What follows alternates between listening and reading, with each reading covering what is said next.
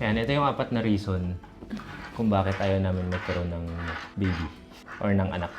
Kung ngayon lang tayo nagkita, ako nga pala si Tonton Jose at ito ang partner ko Si April. At nagsama kami ng almost 12 years na, no? Magto-12 na sa July. Hindi naman sa ayaw namin sa mga bata. Nakakatuwa nga yung na makipaglaro din sa mga bata. Ang ayaw lang namin magkaroon ng sarili namin na anak. Noon, gusto ko talaga magka-baby. Kasi marami akong nalalaman na iniiwan ng partner kasi hindi magkaanak. Nagkakilala kami, 30 na ako. 7 years nga pala yung gap namin. So, ang iniisip ko na nun, kailangan ng magkaroon bago pa mahirapang magbuntis. Kaya talagang pinipilit ko siya na magpa-check up na kami, magpatingin. Ayaw niya. Nag-aaway na kami. Ayaw niyang, hindi ko alam kung ayaw niya pa that time or ayaw niya pala talaga. Ang alam ko, ayaw niya lang sa oras na yon kasi, sa panahon na yon kasi bata pa siya. Yun nga, nag-aaway na kami. So, hindi ko nga alam. Ending na, kinausap niya na ako ng masinsinan. Sinabi niya na sa akin na ayaw niya na talaga. Ayaw niya talagang magkaanak. So, sinabi ko sa kanya, noong una, hindi ko pa rin talaga maintindihan. Sabi ko sa kanya, baka kasi sa moment na gusto mo nang magkaanak, hindi ko na kayang ibigay. Tapos, kinlear niya na hindi, ayoko talaga, okay lang sa akin nang wala. Ayun, kaya, so sabi ko, okay, so okay lang pala. Na-relieve na ako. Kasi, personally, ayoko rin talaga dahil natatakot akong manganak. Okay na ako. Hindi na ako nag-alala na hindi ko siya mabibigyan ng anak. Kumbaga napag-usapan na namin yung mga reason kung bakit. At ito yung 4 na reason kung bakit ayaw namin magkaroon ng sarili naming anak. Number 1, financial. Sobrang magastos. Sobrang magastos magkaroon ng anak. Pinagbubuntis mo pa lang, may mga check-up na, paglabas, hanggang paglaki nila. Minsan hanggang Hanggang pagtanda talaga. So, ayun, financial. Isa yun sa reason. So, yun nga. Number 2, ayokong magkaanak kasi natatakot akong manganak. Takot talaga ako sa hospital. Yung mga swero-swero, ganyan, ayoko.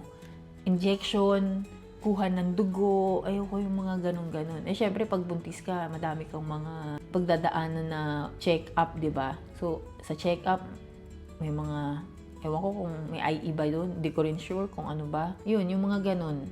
Takot ako sa mga ganun. Kaya yun, kaya isa siya sa ayokong magka-ison. Kaya nung nalaman ko talaga, nabunutan ako ng tinik na hindi ako mga anak. Kasi yung dami di ba, may iba pa nga, namamatay, yung ganun. Yun, yung feeling. Basta yun, nakakatakot. And number 3, basta ako mahina ako mag-handle ng stress. Ako, siguro, papasok dyan yung praning ako. Kumbaga parang, siya pa nga lang siya pa lang may sakit. Pagtulog, talagang titignan ko, humihinga pa ba? Yung ganon. So, feeling ko, pag may anak ako, sobrang praning ko pagka nagkasakit, ganyan, or may umaway na bata. Yung mga ganun, yung kunwari nag-i-school na siya. Sa sample, sa pamangking ko pa lang hindi ko yun anak. Nalaman ko na nasugatan or nagkasakit, may ganitong sakit, alalang-alala na ako. What more pag sarili naming anak? Yun, ganun. Parang feeling ko, hindi ko kaya mag-handle ng ganun. Dito pa nga lang sa business namin hirap na ako i-handle yung stress. Parang what more pa pag may bata pa. Sa school pa lang, iniisip mo, ano ba, okay ba yung anak ko doon? Hindi mo naman pwedeng bantayan doon ng, ng buong araw na nasa school. Yung mga ganun. Hindi kaya siya nabubuli, gano'n. Dating ng high school, nandiyan naman yung magjojowa na lagi nating naririnig sa mga parents na wag muna, magtapos muna. Malalaman mo, nagbarkada, nagjowa agad, nabuntis agad, yung mga ganong stress na... yung alam mo, nag-aaral, di pala nag-aaral. Yun, katulad ko, ako, nakapagdala ako ng stress sa magulang ko, pati sa pamilya ko. Kasi ako mismo, ayoko nang may maliit na katulad ko.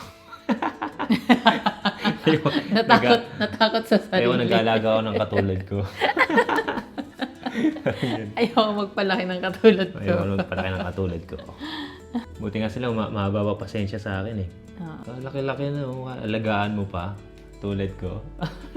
Hanggang tatanda ako, meron pa ako sira ulong anak.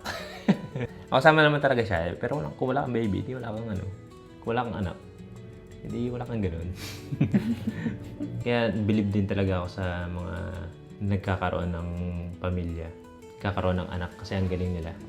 Yung mga nagiging parents, sobrang believe Pati ako. yung madaming Kasi, anak. kasi alam ko sobrang hirap eh. Pati yung madaming Pati yung madaming anak. Parang isa pa nga lang, parang parang feeling ko ang hirap na. What more yung 4, tulad namin. Kayo 5. Number 4, mas madaling gumala. Mas madaling umalis, wala ka nang iintindihin. Lalo na pag baby pa. Pag baby pa lalo. Yan, hindi ka makapag-decide agad. Mas madaling Kung magdesisyon. may ayaan na gusto mo puntahan, tapos wala kang baby, hindi wala kang isipin. Sarili mo lang, bihis ka lang, alis ka na.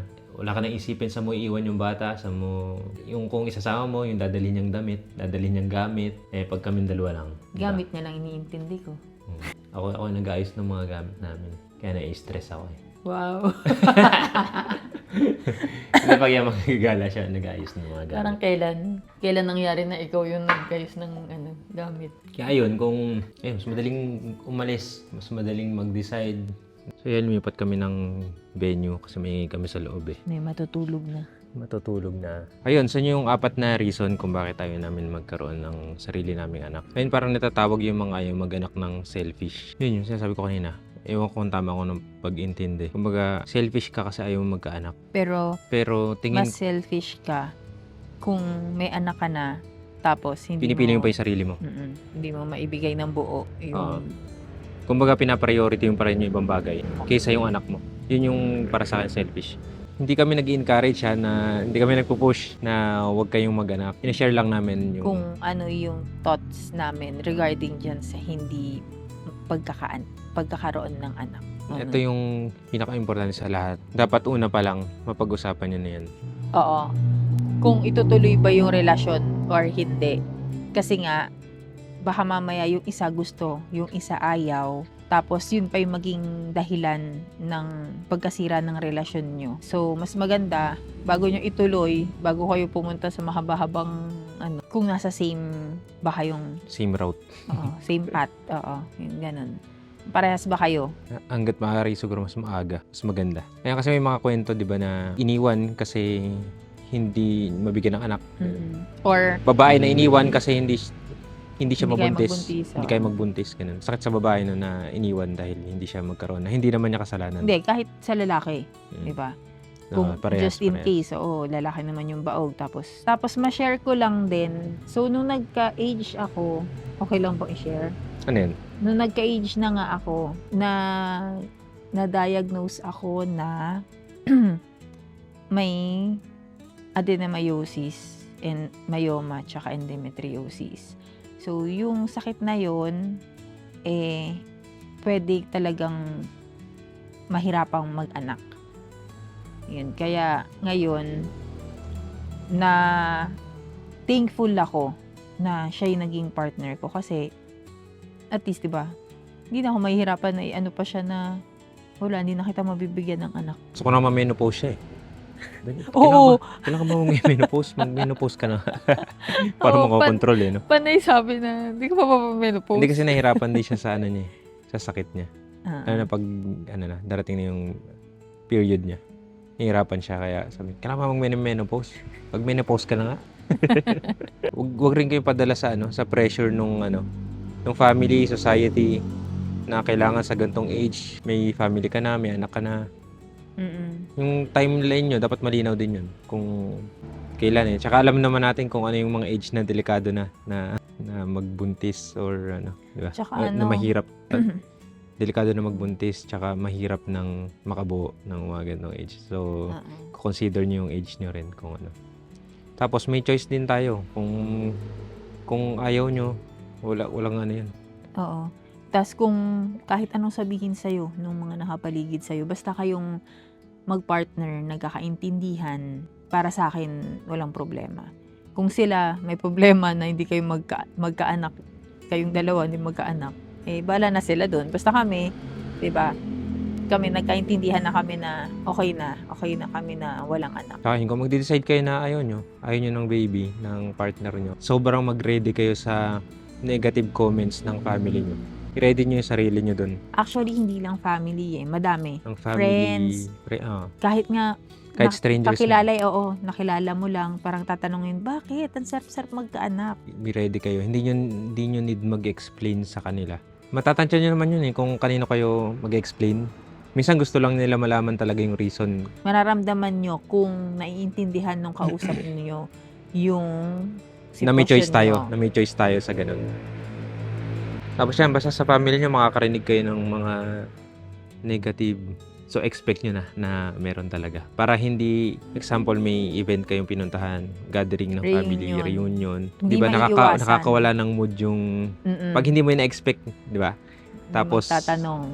okay lang kayo, kailan ganyan. kayong magkakaanak? Ano ba yan? Wala pa ba hanggang Wala pa. ngayon? Tandaan nyo na, Ang hihina. baog yata si ano eh. Ang hihina nyo naman. Hingina nyo naman. Baog yata si ano. Yun, ready kayo sa mga rude na comments. Pero hindi ko alam. Wala akong sinasagot wala akong pinapahiya, wala akong binabara. Pero hindi ko alam kung bakit parang ano na sila. Tumigil na lang. Yes. Actually, sa'yo ba? Ako kasi ang lagi. Ako kasi sinasagot ko. At sinasabi ko talaga na ayaw niya. Ayaw ni Tonton.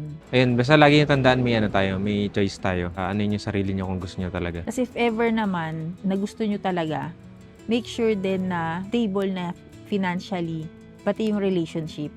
Kasi kawawa din yung bata, di ba? Pagka hindi pa pala talaga kayo okay mag-partner. Tapos maghihiwalay. Yung mga ganun. Basta alam lang natin na may choice tayo pagdating sa pagkakaroon ng baby. And hindi yan ipopush sa atin tayo magde-decide nun. Tapos yung gagawa ka ng bata dahil din may nag-push. Yung ganun. Dahil gusto ng gusto magkaapo. Gusto ng parents. magkaapo. Pero ikaw pala, personally, hindi mo talaga kayang ibigay 100% yung sarili mo pagka may anak ka na. So, parang, mas, yun, dun mo matatawag na selfish. Kasi na-pressure ka lang dun sa pamilya mo. Yung ganun. Ay, meron palang may laging sinasabi na sino mag-aalaga. Parang yun laging sinasabi, di ba? Sino yung Naisip ko mag-aalaga yan, sa pero inyo? kala ko. Yun, hindi ko alam kung paano ba yun. Pupunta lang kaming kusa sa Home for the aged. Volunteer na lang kami. Yun lang naisip ko. Ano pa ba? Pag yumaman ka, mag-hire ka ng mga taga-alaga mo. Ganun ba yun? Ewan ko, kasi hindi naman siya, assurance na pag may anak ka, sila yung mag-aalaga sa'yo. Hindi, Naalagaan ka. Naalagaan Hindi ka. assurance na Hindi aalagaan ma-assurance ka. siya. Kasi syempre, magkakaroon din siya ng sarili niyang pamilya eh. In the end, kayong mag-partner pa rin ang maiiwan. Yun lang. Thank you po.